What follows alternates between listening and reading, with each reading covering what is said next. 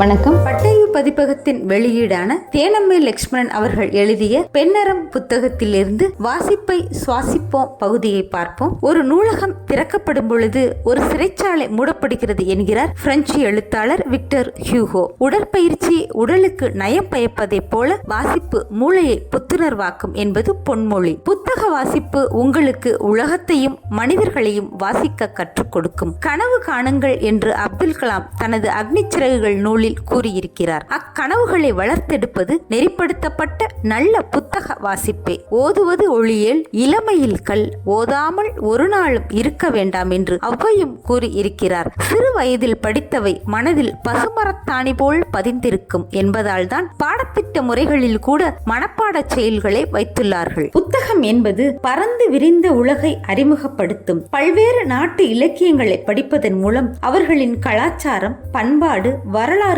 அறிய முடியும். ஃபாரன்ஹீட் 451 என்றொரு படத்தில் ஒரு நாட்டில் புத்தகம் படிக்க தடை விதிக்கப்பட்டிருக்கும். புத்தகங்களை எரிக்கும் வெப்பநிலைதான் 451 டிகிரி ஃபாரன்ஹீட். எங்காவது புத்தகங்களை கண்டால் அதை எரியூட்டவென ஒரு குழு பறந்து வரும். அப்படி வந்த குழுவில் இருக்கும் ஒருவன் புத்தகங்கள் பால் ஈர்க்கப்பட்டு ஒரு வீட்டில் இருக்கும் புத்தகங்களை எரியூட்டாமல் விடுவான். அப்போதுதான் அவனுக்கு தெரிய வரும், இம்மாதிரி புத்தகங்கள் எரியூட்டப்படுவதால் அவற்றை காக்க ஈல் எனப்படும் குழுவில் இருக்கும் ஒவ்வொருவரும் ஒவ்வொரு புத்தகத்தையும் முழுதாக மனப்பாடம் செய்திருக்கிறார்கள் என்பது.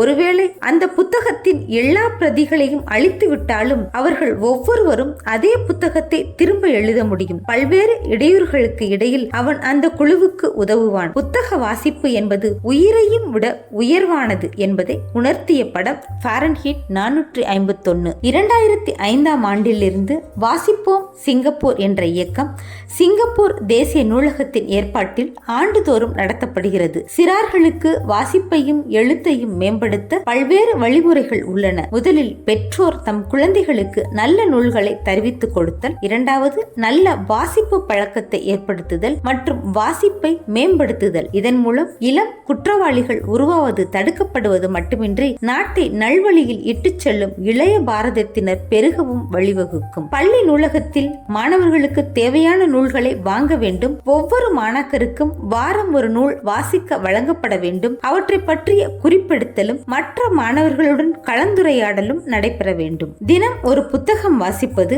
அதன் சுருக்கத்தை குறித்து வைப்பது என்பது நல்ல பழக்கம். புத்தக கண்காட்சிகளிலும் இலக்கிய விழா, பள்ளி ஆண்டு விழா போன்றவற்றிலும் போட்டிகள் வைத்து புத்தகங்கள் வழங்கினால்தான் இன்றைய சிறுவர்களுக்கு புத்தகம் பற்றிய தெரிகிறது. மதுரை, சென்னை போன்ற பெருநகராட்சிகளில் உள்ள நவீன மாவட்ட மைய நூலகத்திற்கு தமது சிறார்களை அறிமுகப்படுத்துவது பள்ளி மற்றும் பெற்றோரின் இன்றியமையாத கடமையாகும்.